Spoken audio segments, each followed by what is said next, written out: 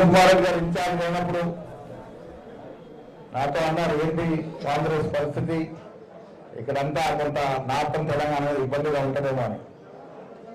నేను ఒకే మాట చెప్పాను, మీరు ఇన్ఛార్జ్గా వచ్చినారు, పోలీస్ స్టాఫ్ కామాగుడు అలవాటున మీరు మీ నేతృత్వం అన్ని గెలుస్తామని మాట చెప్పడం జరిగింది.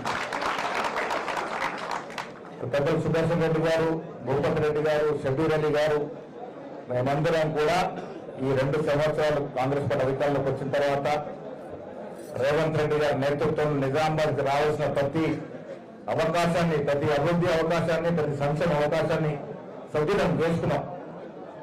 కాంగ్రెస్ పార్టీ నేతృత్వం ఇంకా నిశ్శబ్దంగా ఉండాలన్న ఇంకా మిత్రులు నేతృత్వంలో ఇంజనీరింగ్ కళాశాల, వ్యవసాయ కళాశాల, దాదాపు 600 కోట్ల రూపాయల మేర రోడ్ల నిర్మాణం, నిజామాబాద్ 60 కోట్లు టీఎస్ఐడిసి నిధులు, ఈ రకంగా రకరకాలుగా అభివృద్ధి సంక్షేమాన్ని ఈ 2 ఏళ్లుగా ఇచ్చినాం. కాబట్టి మేము ఎన్నికల సమయంలో కూడా ఇక్కడ చాలా పార్టీలు మతాలని, కులాలని ఆ మధ్య ఉన్నట్టు విద్వేషం రెచ్చగొట్టిన సమయంలో నిజామాబాద్ అభివృద్ధి కావాలి, నిజామాబాద్ ఈ రాష్ట్రంలో ఒక గొప్ప నగరంగా మారాలి, అందుకే కాంగ్రెస్ పార్టీకి ఓటేయాలి. ఇలా కాంగ్రెస్ పార్టీ అధికారంలో ఉంది, ఇక్కడ మేయర్ కాంగ్రెస్ వారు గెలిస్తే నిజామాబాద్ అన్ని దశలుగా, అన్ని రంగాల్లో, అన్ని దిక్కులుగా అభివృద్ధి చేసుకున్నామనేటువంటి మాటని ప్రజలు నమ్మి మాకు 17 సీట్లు ఇచ్చినారు.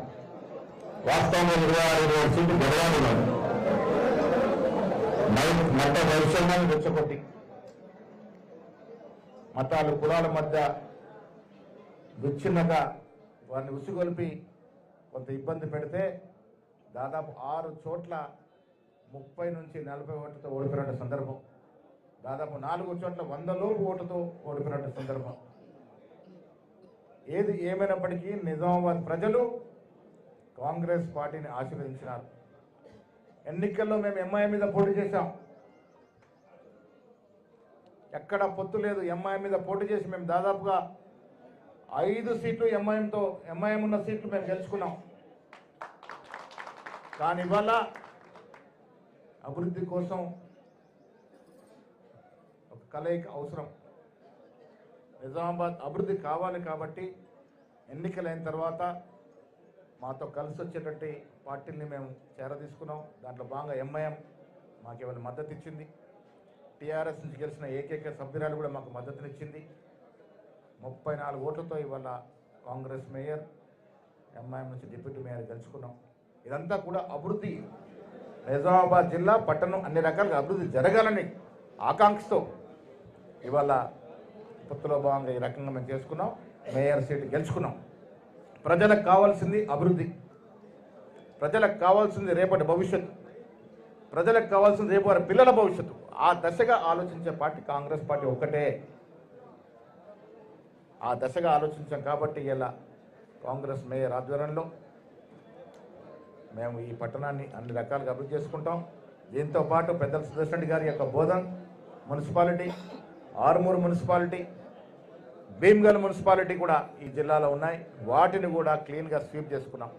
కాంగ్రెస్ పార్టీ పట్ల ప్రజలకున్న ఆదరణ ఇవాళ మున్సిపల్ ఎన్నికల్లో ఓట్ల ద్వారా ప్రేమను చూపించారనే మాట ఈ సందర్భంగా మనవి చేస్తూ, అభివృద్ధి నినాదం భవిష్యత్తులో కొనసాగుతుంది. మతాలు, దేవులని రాజకీయాల్లోకి లాగి రాజకీయాలు చేసే వ్యక్తులకి నిజాం ప్రజల గుణపాఠం చెప్పారు. భవిష్యత్తులో ఇది ఇంకా తీవ్రంగా గుణపాఠం చెబుతారని ఆశిస్తూ ఇప్పుడు పెద్దల్ని మాట్లాడుతున్నా కోరుతా ఉన్నాను. సుదర్శన్ రెడ్డి గారు. ఈరోజు మన నిజామాబాద్ డిస్టిక్ ఇన్ఛార్జ్ వచ్చిన పెద్దలు ఉత్తమ్ కుమార్ రెడ్డి గారు, మన పిసిసి అధ్యక్షుడు మహేష్ గౌడ్ గారు, మిత్రుడు భూపతి రెడ్డి గారు, ఎమ్మెల్యే గారు, వేదికగా వచ్చిన మిత్రులకు, కార్పొరేటర్లకు,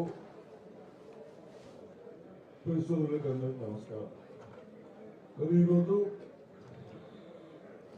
ప్రజలు ఏ పార్టీ నుండి డెవలప్ అవుతుందో అన్న ఉద్దేశంతో కార్పొరేషన్లు కానీ మున్సిపాలిటీలు కానీ డైలీ మన కనీస సౌకర్యాల కొరకు ఏ పార్టీ ఏ వ్యక్తులు ఉంటే బాగుంటుందన్న ఉద్దేశంతో ఎలక్షన్ జరిగాయి. ప్రజాస్వామ్యంలో కొంత తక్కువ ఎక్కువ ఓట్లైనా విమర్శ అయినా చెప్పు కాంగ్రెస్ పార్టీ సెక్యులరిజం పార్టీ సంవత్సరం ఉన్నప్పుడు ఇప్పుడే బీసీసీ అధ్యక్షులు చెప్పినట్టు ఎక్కడ కొట్టారు. మళ్ళీ డెవలప్మెంట్ కు కంప్లైంట్ చేస్తా ఉన్నాం. ఇది సెక్యులరిజం పార్టీ. కాబట్టి తప్పనిసరిగా కొన్ని ఎక్కువ మాట్లాడకుండా అభివృద్ధి గురించి టీచింగ్ ప్రెసిడెంట్ గారు చెప్పారు. తప్పనిసరిగా గతంలో కాంగ్రెస్ పార్టీ ఉన్నప్పుడే అభివృద్ధి అయింది. గత 10 సంవత్సరాలు ఏమి చేయలేదు.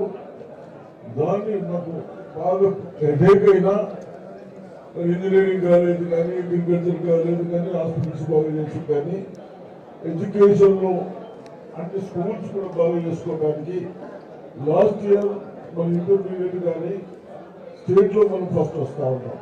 ఇది గవర్నమెంట్ స్కూల్స్ లో కాలేజీలలో ఇంకా డెవలప్ చేసుకున్నాం మన చిన్న వాళ్ళ సౌకర్యాలకు. అది దీనివల్ల కనీస సౌకర్యాలు చేసుకుంటాం.